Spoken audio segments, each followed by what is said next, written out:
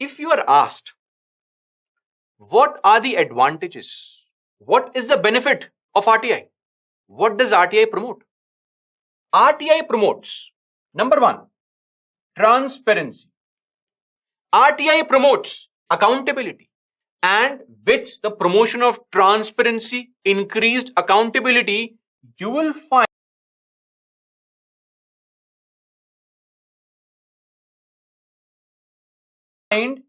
a reduction in corruption. All these things will eventually do what? They will go on to strengthen democracy, and the end result will be empowerment of people. All these are the benefits of RTI. We agree. But let's also understand, is there some area in our administration which requires genuine confidentiality? There will be some areas where there is a genuine need for confidentiality. What about the strategic areas? As we have discussed earlier as well, what about the nuclear installations of the country? We can't disclose that information. There are various areas. Trade secrets, we can't disclose that information. Intellectual property, we can't disclose that information. The personal life of these public officials, that need not be disclosed. So there are various areas which may possibly affect the sovereignty of the country, the security of the state, which can jeopardize the friendly relations with foreign states. All these things can't be disclosed.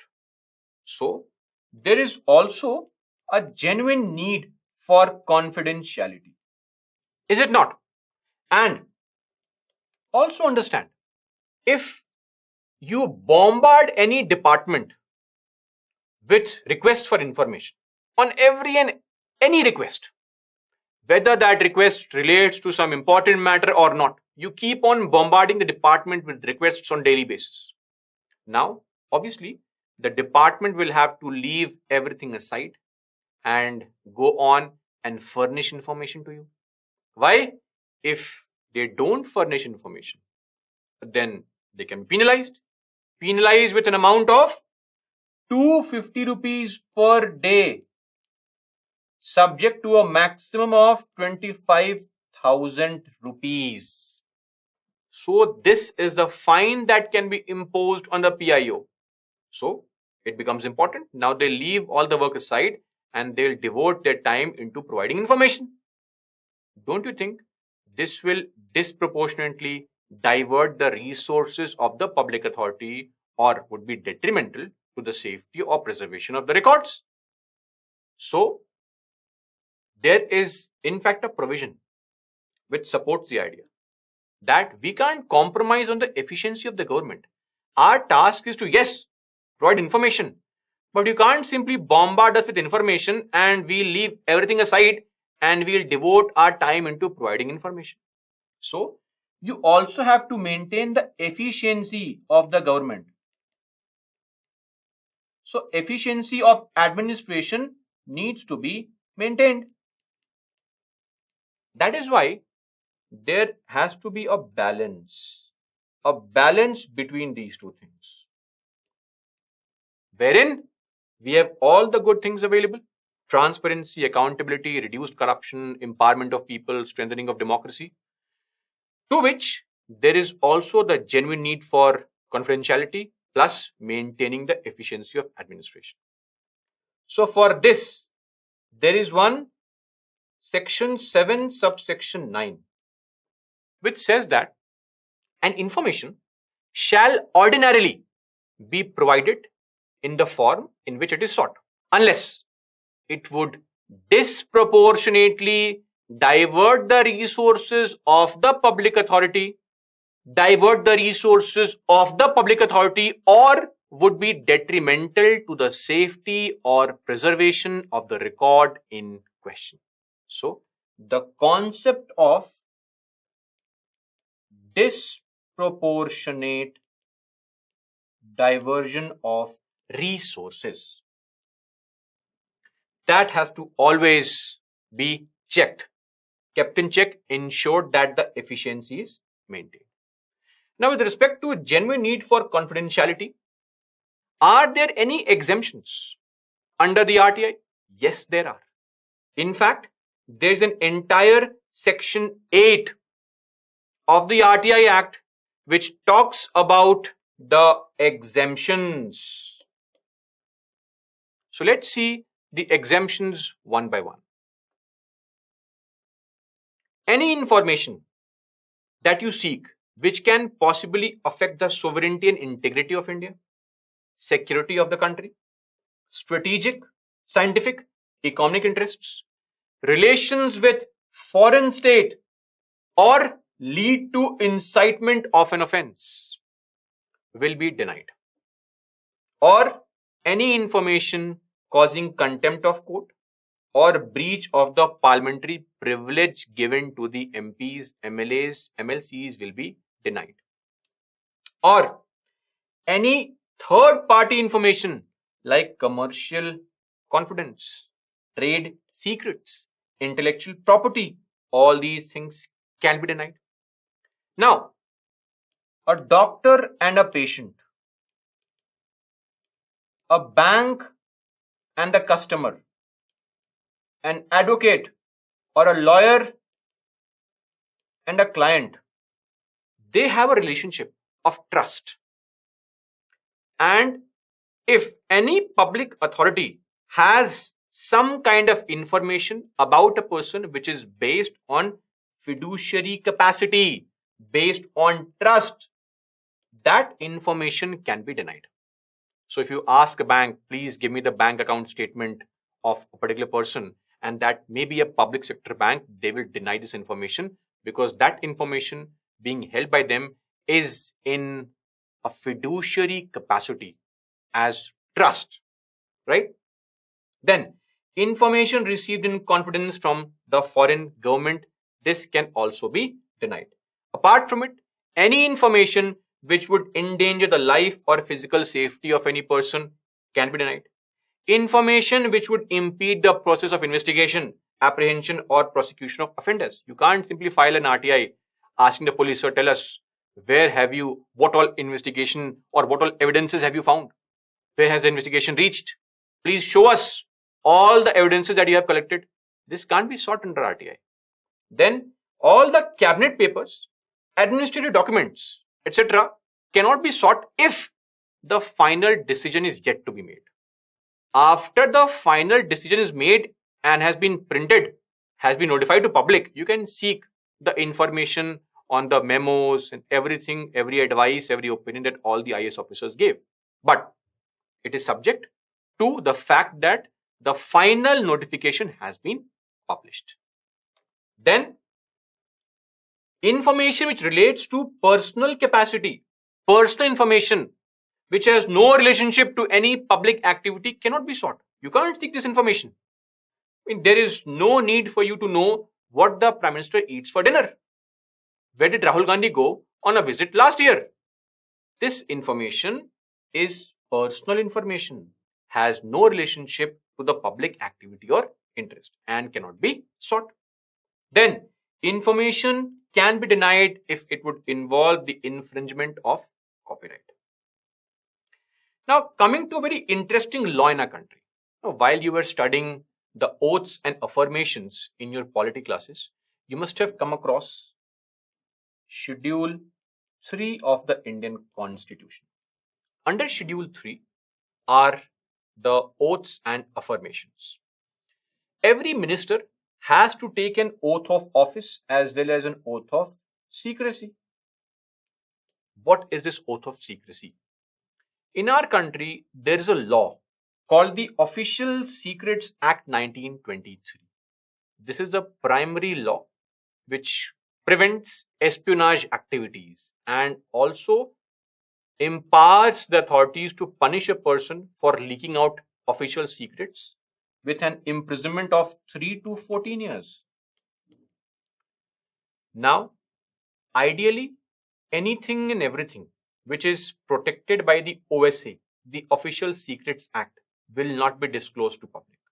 But see the empowerment of people through the law. The RTI Act says that even if any information has the protection of the OSA, if the concerned PIO feels that by giving this information to public, larger public interest will be served, which may compromise some protected interest of a few, the PIO can disclose this information. I'll repeat again.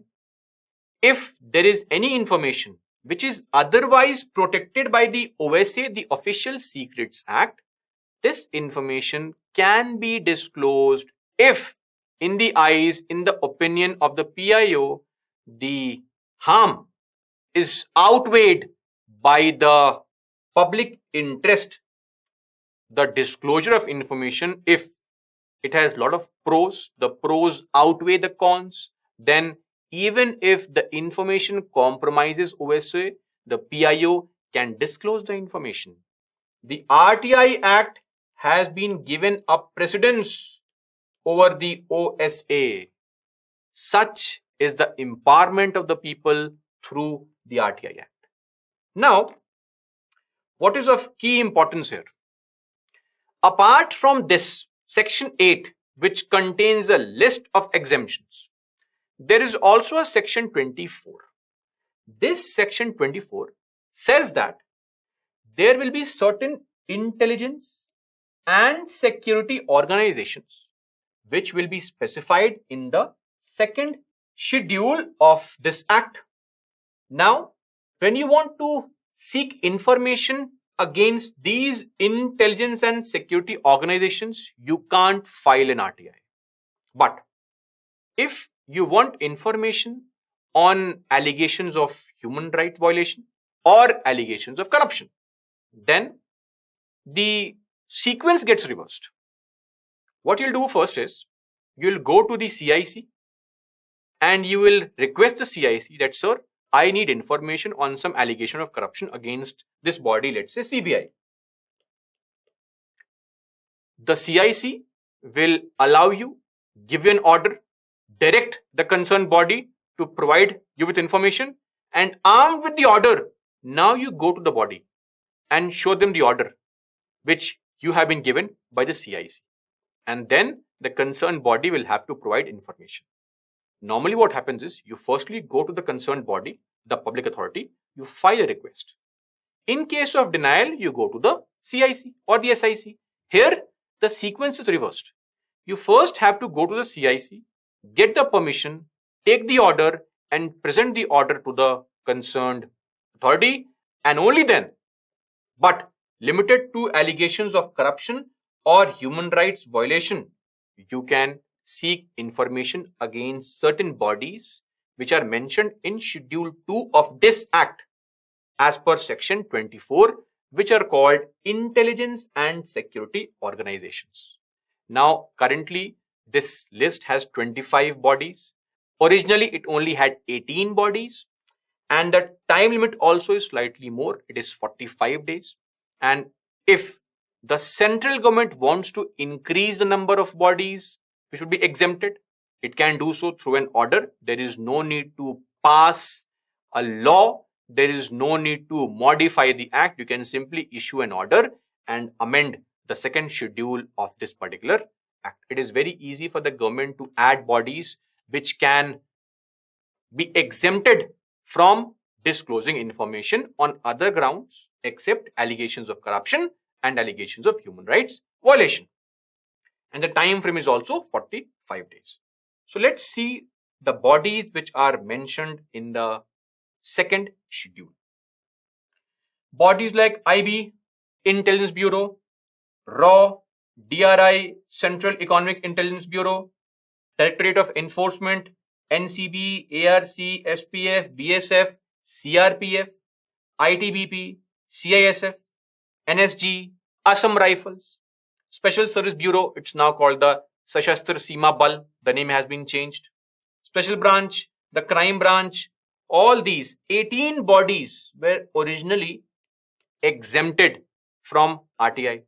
Later on, the government amended this second schedule and added 7 more bodies to make the list 25.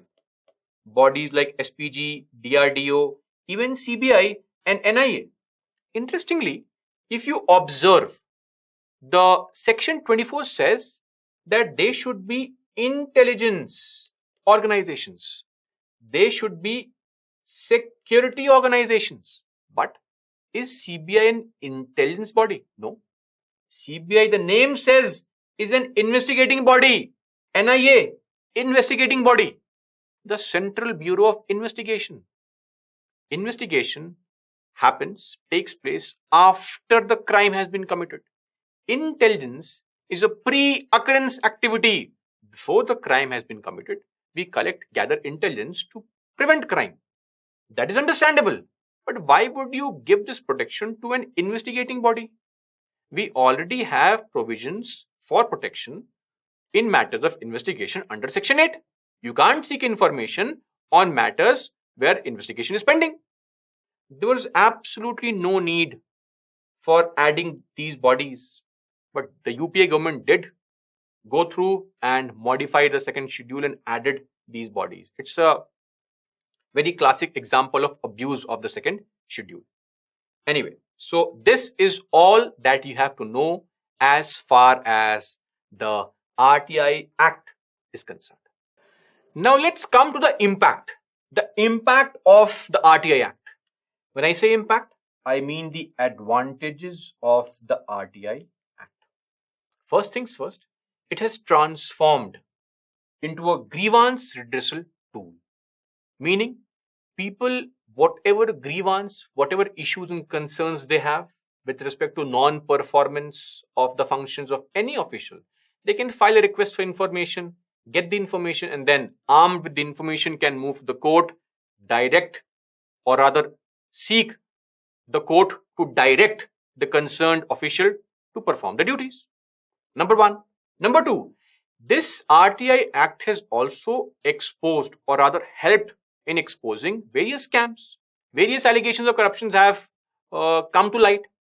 Things like the Adarsh Society scam, or the Chopper Gate, or the Coal Gate, or the 2G scam, the CWG scam. All these were eventually brought to light because somebody filed an RTI or some person took the step to get information and take it to either the media or the court. Then, if you file a request from the government, please tell us what is the percentage of BPL population below poverty line. Or you file a request to the government asking them to tell you what is the health parameter of all the people living below the poverty line, and you get information. Now, if you find out that the health parameters of the people is not up to the mark, you can go to the court. You can put pressure on the government through protests and raise very valid points, pressurizing the government into making some provisions, laws, finding out, devising new schemes and programs for the upliftment, the betterment of the health conditions of the BPL. What is the National Food Security Act of 2013? The provision of 5 kgs of food grains per person per month. This provision is basically right to food. Somebody filed a request seeking information on the condition, the plight of people in this country with respect to food. And when you get this information, you can go to the court, ask the court to direct the government to come up with schemes and steps, setting a trend for other rights-based laws in the country, like right to food, like right to privacy. So, all these are genuine advantages, the positive impact of RTI. Apart from it, a single RTI application, if the information is provided, provides information to a large group of people. Back in the old days, the UPSC had no interest in revealing the cutoff marks, the answer keys. It was because a few people filed an RTI forcing the UPSC that now UPSC, even though it gives out the final marks to you after a year, but still it does, because somebody filed an RTI forcing the UPSC to now make it a norm to provide such basic information. So, single RTI application can provide information to large group of All these are the positive impacts of RTI. Now, let's also understand the performance of this act. Let's analyze the act through various parameters. And in this performance analysis, let's also see the issues with this act. Now, coming to the issues with the act, what is a primary issue? Vague terms and phrases. For example, when you have a word like reasonable fees, as of now, we agree that the fees is reasonable. It's just 10 rupees. It's free for BPL. But this term is vague. In future, it can unnecessarily be increased to say 50 rupees because it has been found that in some high courts, as high as 50 rupees is being demanded for giving information. Second, what do you mean by substantially financed? Whether a particular body is substantially financed or not depends on what percentage. That is not mentioned. So if the government provides 10% funding of the total money you spent, should you come under substantial finance? Or is only 51% financing at least is called substantial financing? So that also lacks clarity. And then we just saw how the OSA can also be overridden if the PIO feels that larger public interest is being served. What is the definition of larger public interest? These vague words sometimes can be and are prone to misuse by corrupt officials. So, first thing. Second is this aspect of the right to reject frivolous applications. It has so happened on a lot of occasions that the PIO responds with the section 7 subsection 9, which says that the information will not be given because it would disproportionately divert the resources of the public authority. This happened so. Or a very classic example, the PIO says that the requisite document is sensitive in nature. No public interest is going to be served by the disclosure of the document. What kind of reason is that? So it is extremely subjective. When the PIO says that this is very sensitive, there is no interest of the public here. No public interest is going to be served. Should that be a sufficient reason? Obviously not. So sometimes, using section 7(9) or the concept of public interest not being served to deny information. And then possible abuse of schedule 2, like adding CBI, adding NIA. These are bodies which are not intelligence organizations. These are bodies which are not security organizations. They should not have been added in the second schedule. And since the modification in second schedule is subject to the central government, it is very, very easy to add or remove bodies. So that's what are the issues with respect to the act per se. Now, coming to the performance analysis of the public authorities. Now, this idea, the problem of bureaucratic mindset. This problem has always been there, and you will witness this same problem when we study the citizens' charters. You must have studied and witnessed the same problem with respect to panchayats. Bureaucracy does not want to open up its functioning. Bureaucracy is not in tune with devolving powers. Bureaucracy does not want to share powers. It wants to function in the same opaque manner that it is used to functioning in the past, say 50 odd years, 70 odd years. So this is the first problem. And I'll give you an appropriate example of how this bureaucratic mindset works. Excessive conformity to rules and regulations. Proper classic red tapeism. Rules are of utmost importance. For example, an applicant had filed a request seeking information in the state of Karnataka from the Karnataka Drug Control Department. Now the information was over 5-6 pages, and the concerned PIO sent a letter to this person seeking payment of 2 rupees as the money to give the information, which was, say, 1 or 2 pages extra. 2 rupees.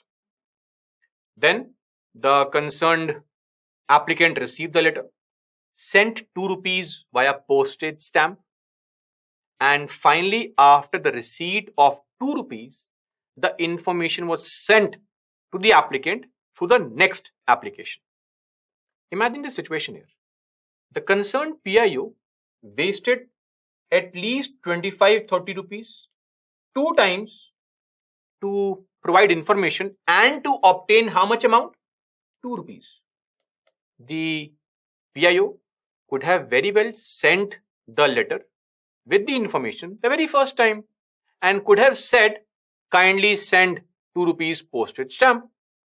But in order to maintain or in order to gain or earn 2 rupees, he wasted 25-30 rupees of the exchequer. Bureaucracy sometimes is completely irrational. And as I've always said, and when we were discussing the RTI Act, I did mention how the bureaucracy was acting as a big impediment when it came to the implementation, the passage of this act, because they did not want to open up their functioning. They wanted to be shrouded in this mystery. And thanks to the RTI Act, that largely the demystification of the functioning of the government has happened. Then, no specific budgetary allocation whatsoever for RTI by most departments. See, what happens is, let's say there is a regional office in a bank. Now, every public sector bank, which is a cause of concern here, has a regional office. That RO will deal with, let's say, matters of pension, will deal with SME loans, will deal with agricultural loans, will also have a HR department, etc., so on and so forth. Now, there are some people in every department. So, when they have to create a PIO, what will they do? Take one person from here, make him the PIO. Now, give him the responsibility, sometimes additional or sometimes just that sole responsibility, that now you are the person who has to provide information. So, if the department fails to provide information, if there is any complaint, it will be you who will be penalized. That's the case. Now, there is no separate budgetary allocation, no computers, no photocopy machines, no printers, nothing. You have to do with whatever resources that are already available with you. Nothing extra is being provided to you. And then the expectation that you start performing. Is there any budgetary allocation in a very strategical manner to digitize all the records? No, there is not. Hardly any step has been taken, especially by the state governments, to digitize the records. We agree that the central government has taken steps. In fact, 94% of the central ministries and departments have provided the required details in a timely manner thanks to the computerization of records. But the same can't be said for state governments. So, because you don't hire people whose sole task will be to update records, even though we find that there are a lot of hirings done on contract basis for data entry operators in various states, but their usage has not been to the utmost level, to the optimum level to ensure that the computerization of all the records take place. Then, rank juniors being appointed as PIOs, who is a ranker, who is a direct recruit, who is a promotee. Let's say you clear the SPSC examination and you become the DSP. For the DSP to enter the IPS cadre, it may take 18 to 20 years. And only then will you enter the IPS cadre, the Indian Police Service cadre. Otherwise, you are under the state police cadre. When the DSP gets promoted, becomes an SP, or in future, if he plays his cards right, a DIG, this DIG who was directly recruited at the DSP level is called a promotee IPS officer or a ranker in layman's terms. He is called a ranker or a promotee IAS officer. Whereas, if you clear the UPSC and become a direct IPS officer, you are called a direct recruit. That's the difference. So on most occasions, it is found that the direct recruits are not given this task because it is not felt as something important. So rank juniors, rankers, promotees are given this task. And imagine a situation when you see all these words: sovereignty of the country, friendly relations with foreign states. A promotee, a ranker, a junior will start shivering at the sight of these big words. He or she will and is more likely to deny information. Who wants to suffer? Because the primary reason a person joins a government service, especially at the lower levels, is security. So who would want to play and compromise the security of the job? It's better to deny information. What if by mistake I disclose some information which comes under OSA? So in order to avoid such situations, we should make people PIOs who are at a higher level, so that they have an understanding, a more comprehensive understanding of what the exemptions are, what is the importance of providing information, how will it impact the country in the long run. That's one more challenge. And let me ask you something. Why do we file requests? We only file requests because we are forced into filing it. And why are we forced into filing it? Because the concerned government has not disclosed the information. Had it been the case that they would have disclosed the information, there would have been no need for us to file such a request. It is because they are not disclosing information. It is because they keep on hiding the information that we are forced into filing requests. So, the law, the act also says, please disclose information as much as possible, suo motu. And if you keep on disclosing information suo motu, we as public will file less and less requests. Your burden will come down.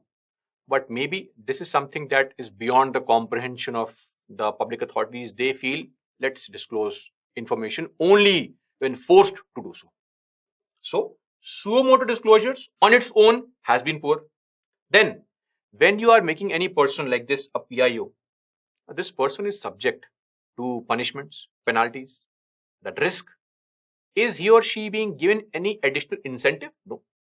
In fact, being a PIO is seen as a punishment. That he or she did not have good relation with the senior, he or she was a useless person in the organization, make him the PIO. This is the thought process. This is the amount of respect you have for such an important piece of law, which ensures the right to information of the entire country, which has brought to light so many corruptions. This is the respect you have for the law, that you do not even feel the need to give additional incentives to the people who are performing properly the tasks. So no additional incentive whatsoever given to those people, the unlucky ones who are made the PIOs. Then, according to PricewaterhouseCoopers, the biggest problem with respect to especially the state governments is, whenever you enter a state government office, you are always greeted with the stench of files, this huge piles and piles of files.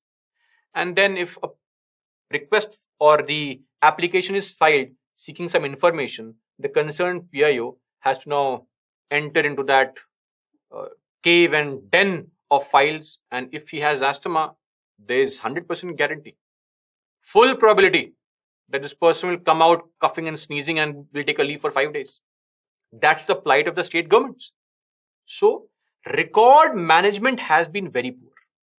We see excuses like termites ate the file, mice ate the file, Such kind of excuses are made by government employees, the PIOs, while they reject information. They say, we have the top cover, the bottom cover, nothing in between. The termites ate everything. What can we do? Improve the record management. PricewaterhouseCoopers says that this is the biggest challenge. Your record management is very poor. You are neither digitizing the records nor maintaining it properly, which eventually results in you delaying the information and facing a penalty. So these are some issues with the public authorities. Now, coming to the adjudicators, what is the issue and concern as far as adjudicators, the CIC, the SICs are concerned? First things first, penal provisions are rarely used. As I've been telling you, that in case the PIO does not provide information in a timely manner, the CIC, the SICs, they can also force the PIO, punish the PIO, penalize the PIO with 250 rupees per day, which can amount to a maximum of 25,000 rupees. This money can be debited from the salary of the concerned PIO if ordered by the CIC. Otherwise, the department pays. But what have you found? Penal provisions are rarely used. In fact, the CIC used penal provisions in just 1% of the cases in the last few years. They have been able to collect a fine of mere 12 lakh, 858 such cases. Some states like Meghalaya, they have used penal provisions regularly in 74% cases. And in some states like Uttarakhand, just 6% cases. So it varies, but by and large, it is found that the penal provisions are rarely used. And one prime reason for this is that the CIC consists of government employees, former government employees. They have a soft bond of sorts. They understand the challenges. Plus, it could also be possible that this person might have worked under some government servant, under some IAS officer who was his friend or somebody. And this old school ties, he is also a government servant. I was also once a government servant. Also sometimes acts in this direction that the CIC, the SICs don't really penalize them. And if you don't penalize a person, then eventually the law fails to take its course, because now there is no deterrent. No deterrent when I deliberately deny information. Then, coming to the annual reports, it has been found that the SICs do not post the annual reports online with the condition of number of cases pending, number of complaints pending, what steps have been taken, such things. Barring states like Assam, Chhattisgarh, states like Gujarat, Mizoram, Haryana, and of course the Central Information Commission, other states have not uploaded the latest reports online. Some states like Andhra Pradesh have not updated their reports since 2014. Such is the situation of the SICs. They do not even update the reports regularly. Then coming to the contempt powers. The Supreme Court and the High Courts have the power to issue contempt. What is contempt? Contempt has two aspects to it. The first one is the criminal aspect. If you make any scandalous remark, if you make a statement which lowers the dignity, which attacks the authority of the court, which brings the court to disrepute, then the court can issue a criminal contempt. But if you willfully, deliberately, knowingly fail to abide by the orders, deliberately, knowingly do not follow the orders of the court can issue a civil contempt of court, forcing you to follow the orders. Can the CIC do the same? No. The CIC does not have the powers. The CIC has no powers to issue contempt. They cannot. And it has been found that despite the orders of the CIC, the PIOs still keep sitting on those orders and refuse to give information. And after 2019 amendment, this is only going to increase, because rather than arming the CIC with more powers, the government has taken away the powers of the CIC. So how is it going to help is something beyond our comprehension completely. So not armed with content pass. Now coming to pendency of cases. At any given point of time, there are roughly 33,000 plus pending cases in the CIC. Pending cases meaning? In these cases, somebody had filed a request for information which was denied by the PIO. It was challenged in the FAA, denied by the FAA, and now the person has gone to the CIC and 33,000 cases are pending. In total, 2.33 lakh cases were pending in all the SICs and CIC. This data is slightly old, last year, July 2020, and we are sure it must have increased further. In UP alone, 48,000 cases pending in the UP SIC. Rajasthan, 14,000. Odisha, 15,000. Maharashtra, 75,000. And to top it all, we also have the problem of backlog of cases. You know, in the CIC, it will take an average of 2 years for the CIC to give an order on your case. 2 years. Maharashtra, 2 years. Jharkhand, 4 years.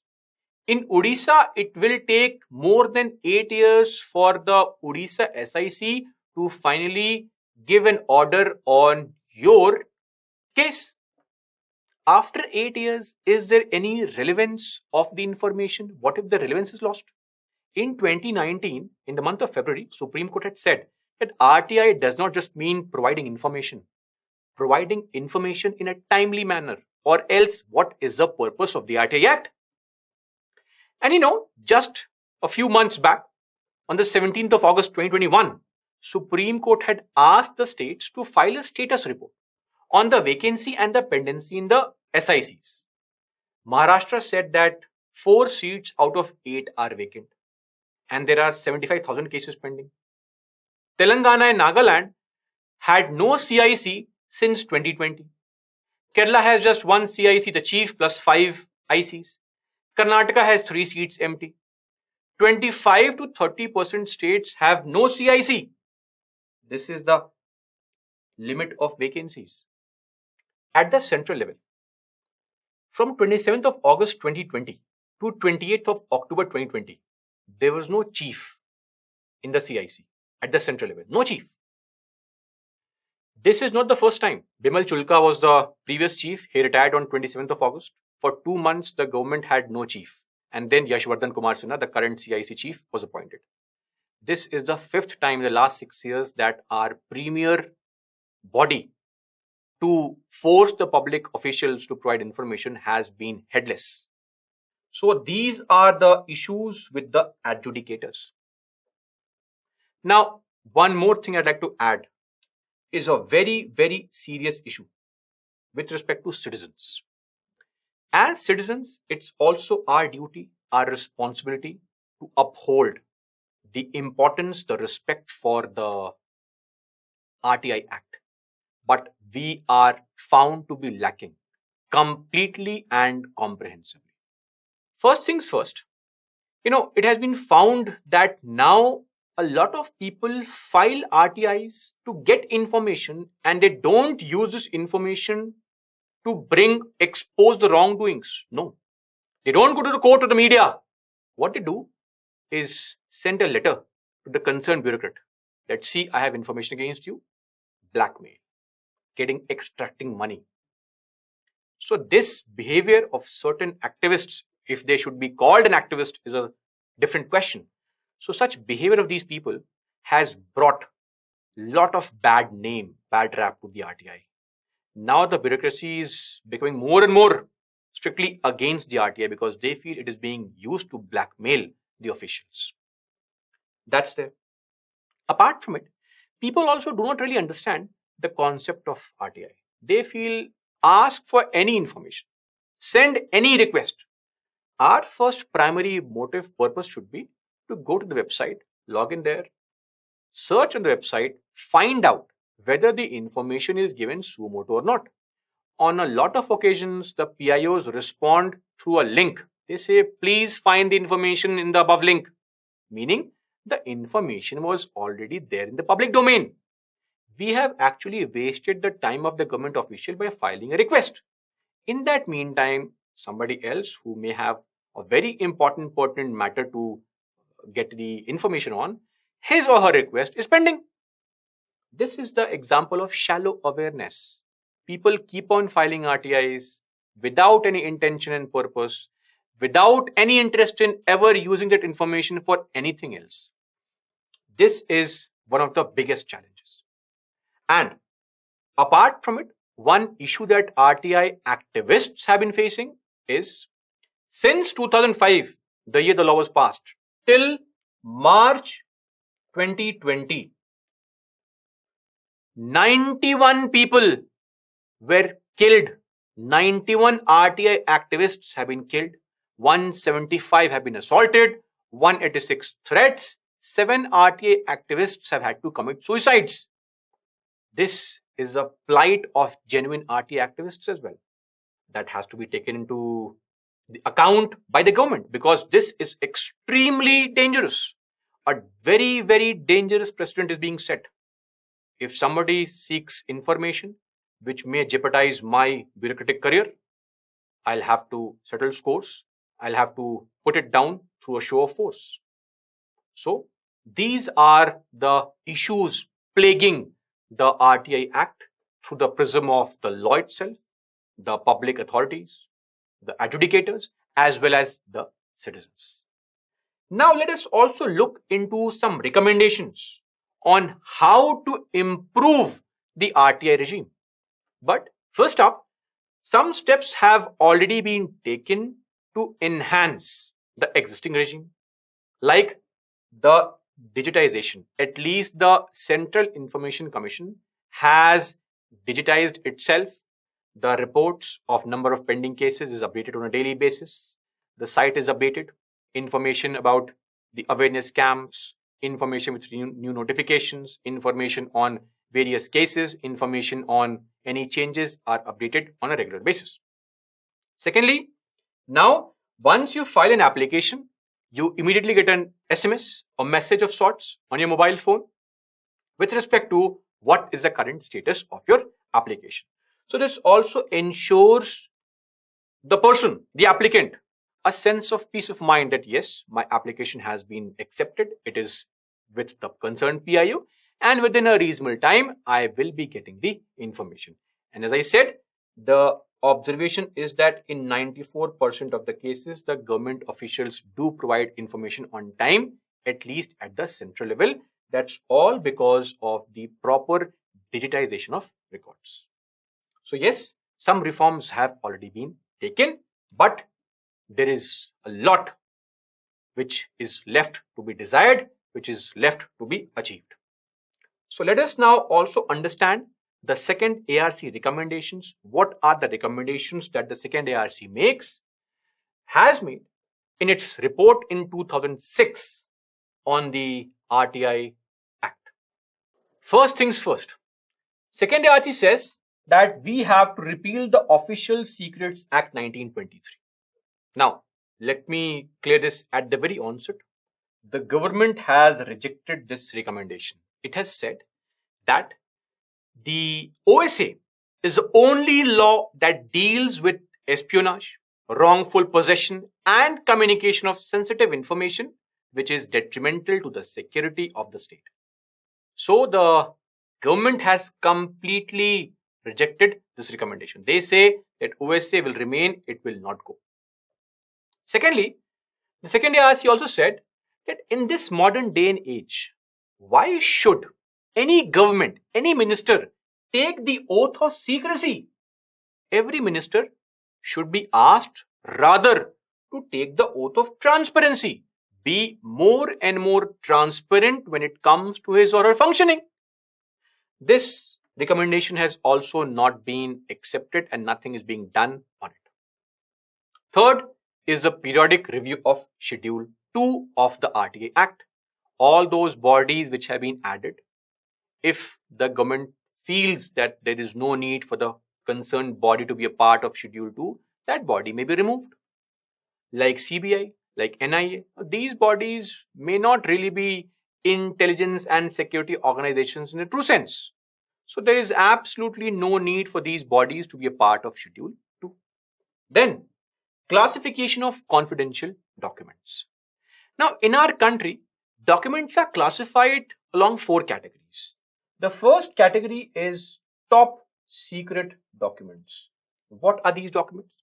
These documents are the ones which, if leaked, may cause exceptionally grave damage to national interests, and these documents are only available to people of the rank Joint Secretary and above.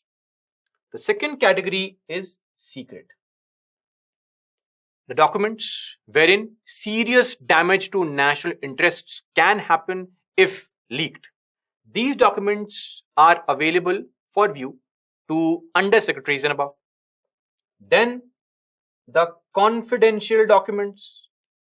These documents are the ones which may cause damage or which may embarrass the government. And finally, the fourth category is the documents which are restricted, which are meant only for internal office use. Now, all these classifications are done based on the Public Records Act of 1993 and the Public Record Rules of 1997. Interestingly, the law, the Public Records Act and the rules say that the review of these documents should be done every 5 years. And after 25 years, the documents should be declassified and be sent to National Archives for public. But this is hardly done. So, the second RC says that please regularly review and update the status of documents, and if there is no need for a document to be a top secret, it's okay to declassify it and send it to National Archives where it can be made open for public. Finally, the second RC also says that we have to professionalize record management system. Record management is an art in itself. It's not just updating things on a computer. No, we have to duly catalog, digitize, color code all the documents depending on the category, the topic, so on and so forth. So there should be some kind of a public records office that should be set up, which should also be seen as a nodal agency to help all the departments in maintaining and updating and upgrading their records. Moving on, it also gives recommendations that we have to change the selection process of ICs.